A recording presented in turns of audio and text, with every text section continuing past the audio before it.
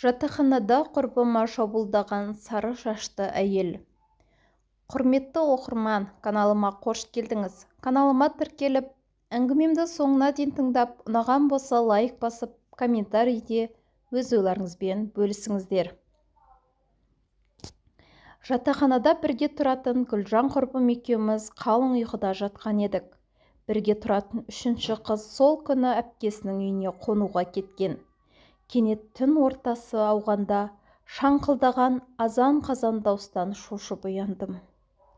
Жан жағыма қарасам, сары шашты әйел Гүлжан құрбымның төсегіне мініп алып, құрбымды шашынан жұлқылап жатыр.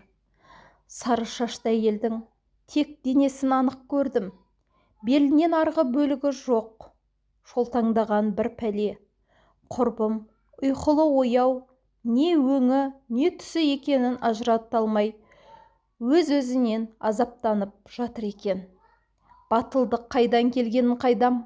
Орнымнан ұшып тұрып, сары шашты пәлкетті жалбыр шашынан мықтап ұстадым да, бөлме есігін ашып, ары қарай бар пәрменіммен лақтырдым.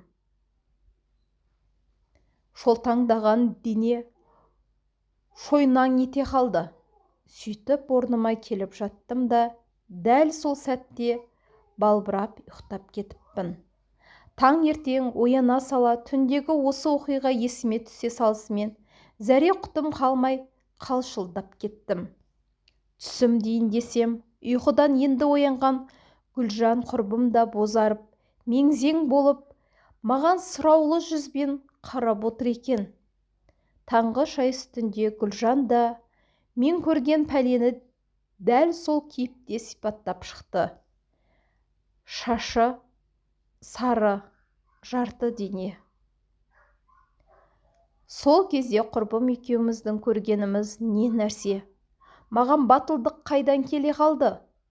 Өмірде біз түсінбейтін тіршілік иелері расымен бар болғаны ма? Тас түнек қараңғыда көрінген пәленің шашы сары екенін құрбым екеуміз қалай көрдік? Осындай сан сұраққа әлі де жауап таппай келеміз.